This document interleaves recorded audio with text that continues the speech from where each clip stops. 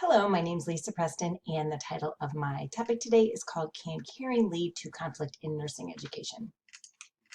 So, spoiler alert, caring can cause conflict. This is something that I worked on for my doctoral degree, and it is not exactly what I thought I was going to find, but it's just fascinating when you get into the research and you realize how much really is out there. So, what started this for me is I would always see such a great connection with students, and when you have that enthusiasm and you have that excitement for teaching, they follow. And I always really wanted to dig into that anymore. And so the research that led me to this caring relationships. But what I found in the literature is it's just constantly not there from back into the early 80s and 90s. Students are constantly reporting this faculty student dissonance. But much of the research was focusing on student views of caring and faculty student relationships, not a lot from faculty. So we've got this problem, and the research keeps saying be more caring, be more civil, here's ways to mediate all of this. But the faculty perspective, faculty were looking at job satisfaction, incivility between students and faculty, boundary issues, personal relationships, power differential, and heavy workload, which is just, when you dig into the research, when you look at my findings, it really does follow what I found. So the purpose of my work was to develop, was to understand the gap between what faculty really want caring relationships, what's their desire, what would their experience be if it could be perfect, and then what they actually experience. So I used a quantitative method and mixed methods research, used a quantitative method to gather with a survey to identify those gap sources, similar to like a Noah Levitt's. Well, how important is it to you, and how much, what would you want it to be, and then what actually is it, and then followed up with some open-ended questions for that qualitative. So significance here really looks at offering nursing faculty the opportunity to have a voice in this body of evidence. There is the need is greater than ever for faculty and students. So we really need to, how can we improve nursing education? And something that is absolutely huge is losing faculty right and left. So we want to shed some light on why is there dissonance there? Why do faculty perceive this? And maybe guide novice nurse educators that we have coming into the profession, and then informing administration. This is something that is out there, and how can we improve things? So my research questions looked at that gap score, obviously the difference between the expectation and experience, what nursing faculty perceptions of caring, working relationships, and I used that qualitative data to explain the quantitative findings, and then of course your demographics.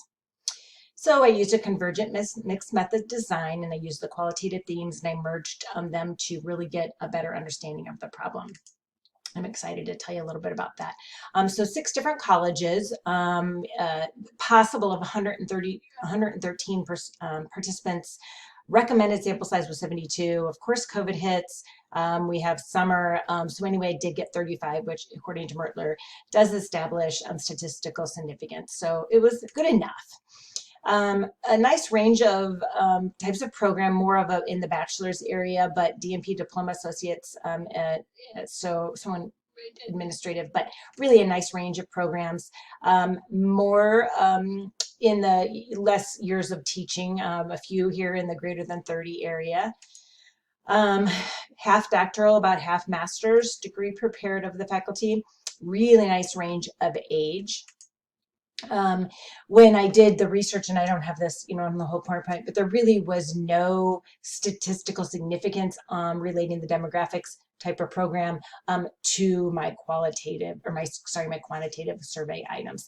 So that's something I really want to look into a little bit more. But the qualitative themes that I found were flexibility, technical caring versus personal caring, respect, power differential, time and workload, and I'll get into those a little bit. But the questions here on the right are the actual questions from the survey, and it was just after you really, twist and turn and do that qualitative data analysis and coding, it was amazing how every single survey item could fit into one of the themes that I discovered. So it was pretty, I was very happy to read that. I want to start with an unexpected finding. So looking at the student views in the literature, and then what I found in the faculty views in the study results, particularly the qualitative phrases, much the same. So really lined up with a lot of what you're hearing from the faculty, lined up with what a lot of the dissonance things from the students. So it lined up with faculty student conflict, but something that came that I was unexpected was a faculty conflict. And I think my next slide has um, some specific uh, phrases. There's a lot. The faculty were complaining or reporting negative feelings about their fellow faculty. So I have faculty turn on me when I advocate for a student. Some of my peers who do things just to get it done and not consider the student. So students are treated as the enemy by my peers, and it makes me harder to develop that relationship. Um, the majority of faculty show caring and realize that positive is better than negative in teaching, and it would share the load. It's I care more and I work harder, and that this person doesn't care more, and they're just getting it done. And then feeling in the middle of some faculty, and I know I've had that personal experience where students maybe don't feel the same, like expectations are the same, or they struggle with one versus another. We all have different personalities, but I was surprised to read this, but also I can understand it. So when I work through my themes, it makes a little bit more sense. Time and workload were number one. So these two survey items, taking time for personal needs to grow and allowing time for caring opportunities, had the hugest gap scores. They're saying this is extremely important, and I don't have the time to do it, or this is not what I'm experiencing. So time, and then also the most qualitative references, 51, where it was the number one amount of references. I looked at time. So time and workload is huge. That follows in the literature too. It's all over the place. Largest gap scores quantitatively, and then that p-value was very high there too. I'm sorry, valid. My p-values were very valid there too. So some narrative on these where I have much less empathy and caring when I'm on empty. I'm exhausted. I don't have the time. I'm exhausted from keeping up with multiple rules. Not enough, not enough energy due to heavy faculty workload. Time, and workload were just absolutely huge. A really good one I related to was I filled out more scholarship recommendations, more job and grad school references, and I'm asked to be advisor to more peers because students see them as caring and helpful. So they tend to reach out and make those connections on a personal level. And so faculty are saying I'm exhausted because of this. So working through the different themes, we've got flexibility, and this is, I think, when we're falling into this is some of the ways that might cause some conflict. Some faculty have really high expectations, and they show caring by having high student performance. I'm going to have this deadline, and I'm really going to stick to it. But some might be aware of their personal crisis, might make exceptions to policies and late penalties, and that's how they show they care. So we're really looking at the quantitative, sensitive to student needs, problem solving, creatively, and full consideration to situational factors were areas that lined up with these, and those gap scores followed it nicely there too. So also power differential. They want to help students grow. Second highest, that was the second highest gap score. They reported a lot of times that they just didn't have time to do that. Listen and being open for feedback, basing decisions on what is best for the students. Sorry, that'll come right back there in just a second, I believe. Oh, maybe not. But the qualitative phrasings were caring is not favoritism. Showing you care about a student is a weakness and a way for students to find a loophole. So some really conflicting faculty viewpoints on power differential and relationships and rules. So flexibility and relationship. Policies push faculty to treat all students the same and not allow for the consistency. Keeping things consistent and fair across the board, and sometimes it just isn't possible. So when is the time to flex the rules, and looking at the student relationship? So it caused a lot of conflict between faculty too. Respect was huge, respecting the needs of students. So there was that gap score as well. Deep level of respect when students understand that faculty care, and that develops respect, and it's important for both faculty and students to be caring and respectful. Also, a lot of disrespectful comments. So we've got some disrespectful, angry students. I've tried to find out why this is and get them turned around. Students must be respectful to faculty and not argumentative and aggressive. So, you know, you got both sides of that. If you are respectful, it enhances respect. And there was one term that said caring is contagious, which was a really great time. And then very conflicting, eat their young mentality, a lot of phrases like that. So really conflicting. And what it really lands on is my next slide. And I was able to kind of look at really two different ways of caring. There was a personal caring versus a technical caring. So that personal caring is spending the time outside of class, being empathetic, crying on your shoulder, being accepting, approachable, hug, more flexible, more, you know, looking at those personal needs, versus the technical caring, which is being organized, having a good course design, solid course design, high standards, and hold them to those high standards because you care.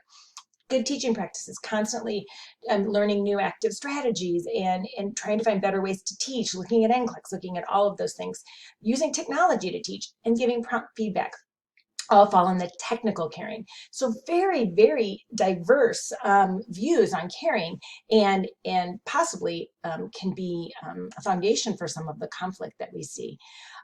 So when we look at those gap scores, it really lined up with personal caring, helping trusting attitude and believe students have the potential to be achieved, and then tactics that will accomplish goals and implementing skills and techniques well. So we're really looking, you know, at gap scores on all of those equally. So those that have that personal caring feel the same as the technical caring. So you know, to sum it up, caring can lead to conflict.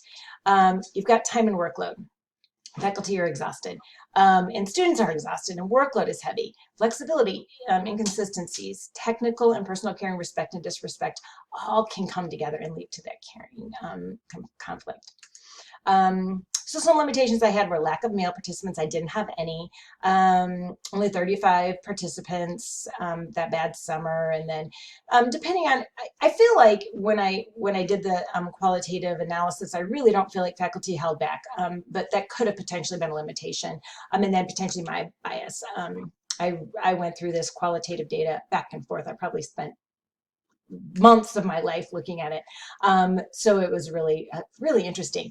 So for future research, really looking at caring related conflict themes and digging into that. And my next hope is to look into this maybe even a little more qualitatively and come to faculty and say, this is what I found. Tell me more about this. Is this something you've experienced? Can you flesh this out for me? Can you put some, you know, put this together? Balance of time and workload, absolutely. I don't know the answer to that, but I'm very interested.